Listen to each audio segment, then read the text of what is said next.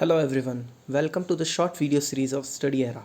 In this video, we will discuss about the different properties derived by Casagrande apparatus, that is the water content and specific gravity of soil samples.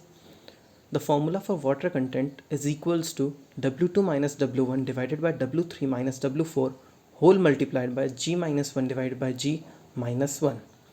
The formula for specific gravity is equals to W2 minus W1 divided by W4 minus W1 minus W3 minus W2.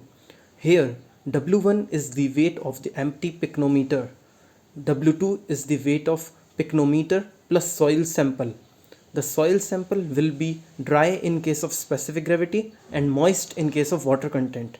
And W3 is equal to the weight of container plus soil plus water, and W4 is equal to the weight of container plus water only.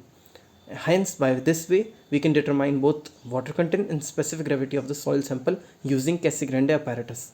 Thank you for watching the video. Please like, share and subscribe the channel.